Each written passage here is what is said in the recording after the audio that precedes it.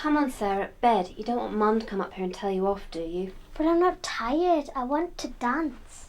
Are those your new shoes for the party? I'm only trying them on. Are you going to read me a story? I suppose so. But first, take off your shoes. Sarah, take them off now. No, they're my shoes and I can wear them whenever I want. Well then, how about I tell you a story about a pair of red shoes?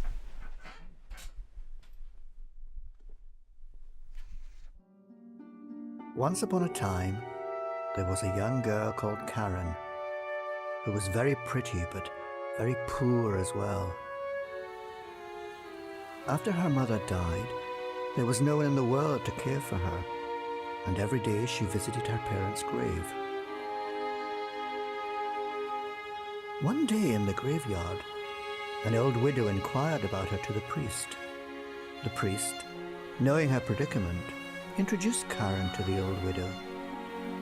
The old widow offered her love and protection, and in return, Karen promised to dutifully serve God.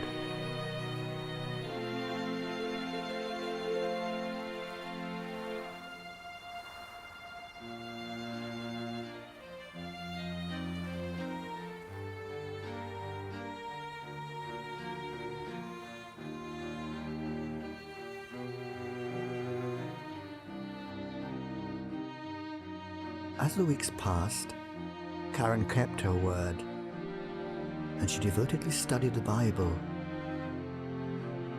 Impressed with her learning, the old widow decided to give Karen a surprise.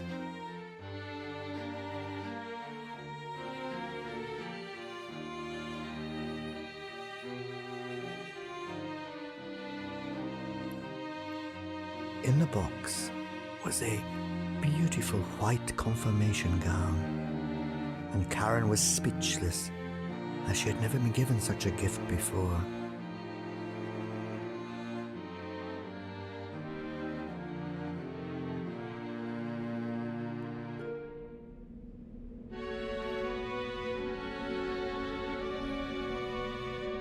There had been talk that the young princess would be visiting the region, and the day before Karen's confirmation, Karen saw the princess sitting in the church.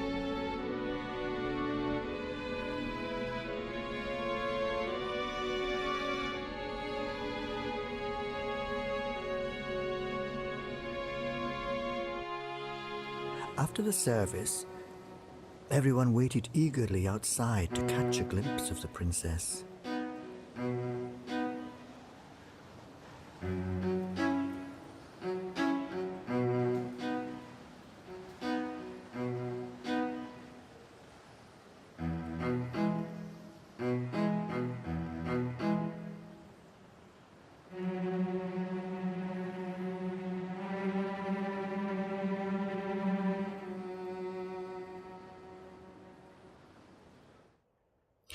Later that day, Karen was taken to the shoemaker to buy shoes for her confirmation.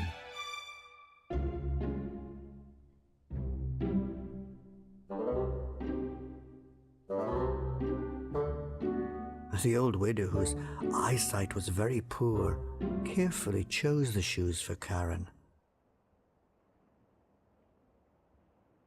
Karen was grateful, but could not get the princess's shoes out of her mind.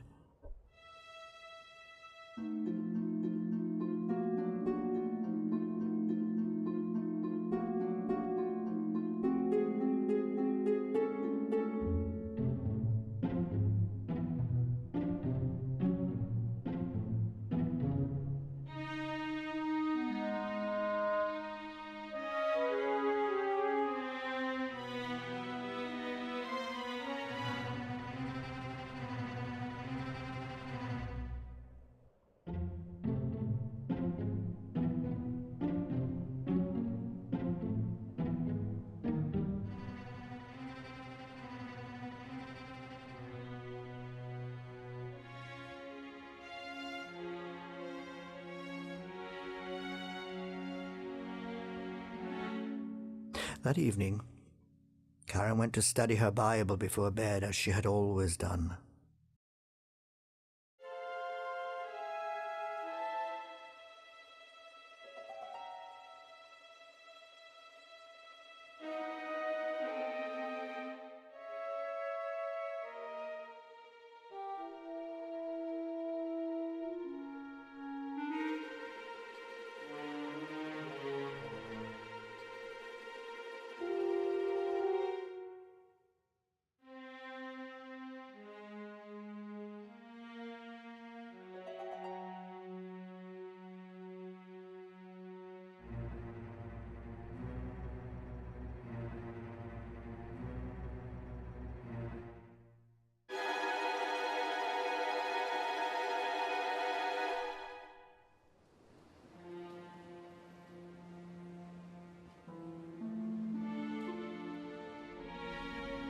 During her confirmation, Karen felt as though she was the most beautiful girl in the world because of the shoes.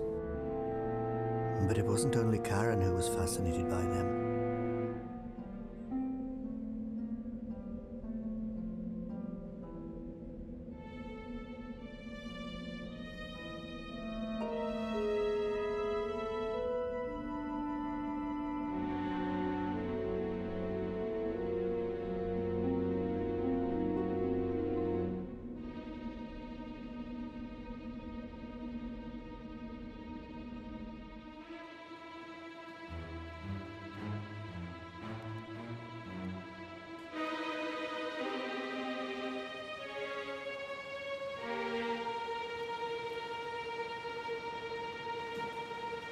At the gate, Karen was surprised by the shoemaker, who asked her for a dance.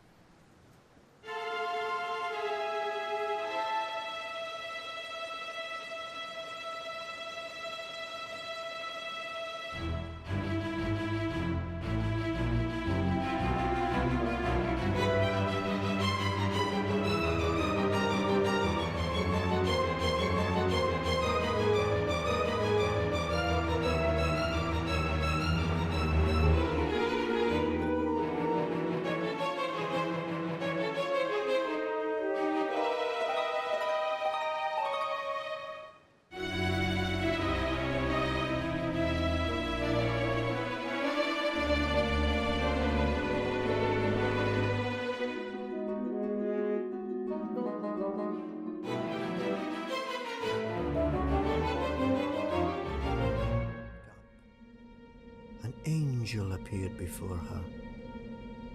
The angel looked at Karen and said, "Dance you shall, day and night, warning proud and wicked children of their greed. Dance you shall in your red shoes till you are pale and cold, till your skin shrivels up and you are a skeleton. Dance you shall forever." Before Karen could protest, the angel vanished, and she was alone in the dark church once more. The shoes spun Karen over and onto her feet and danced her out the church, through the village and into the wood. Karen grew tired, but the shoes danced on. When Karen tried to move left, the shoes would skip right. The shoes did not tire either. Karen grew cold and despaired at the angel's cuss.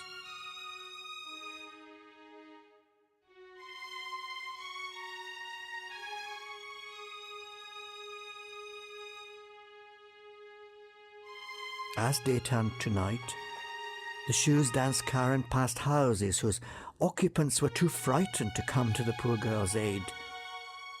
No one would answer her cries. Her shadowy figure became a ghost in the moonlight.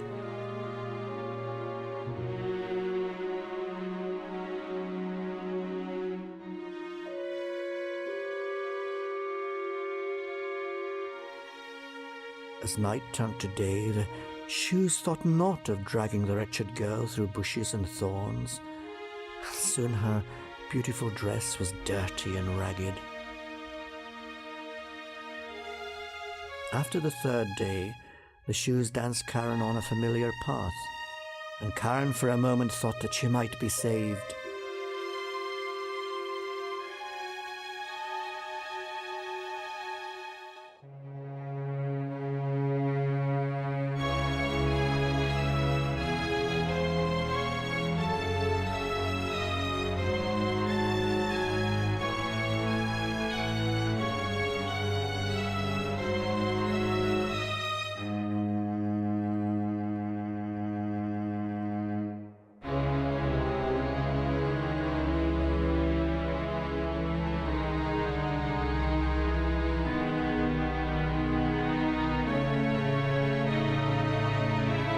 despair, Karen prayed for God to help her. As the sun fell, the winter chill was in the air, and Karen was danced into a clearing.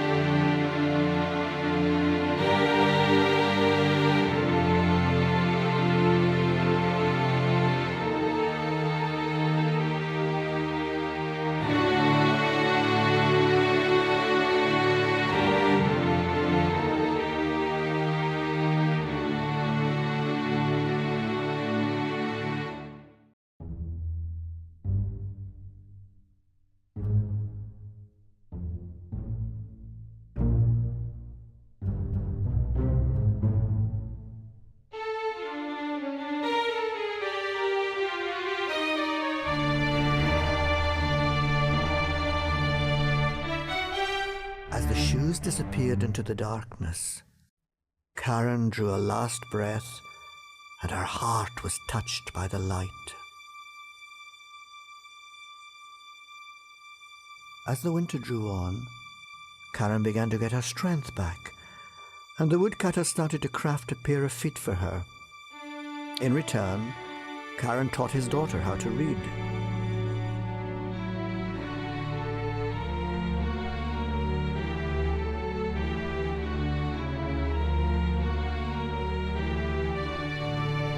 When winter melted into spring, Karen was well enough to leave the woodcutter's cottage and ready to make her own way in the world.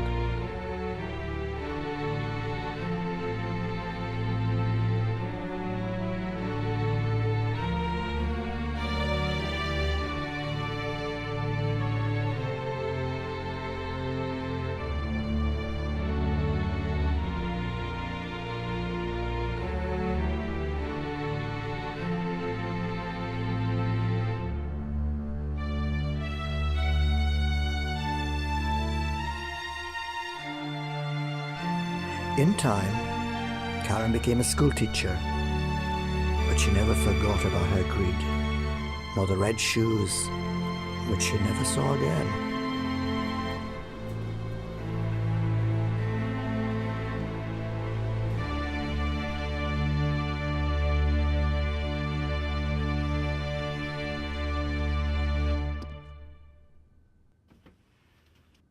I don't want to wear them anymore. You've had your story. Night night.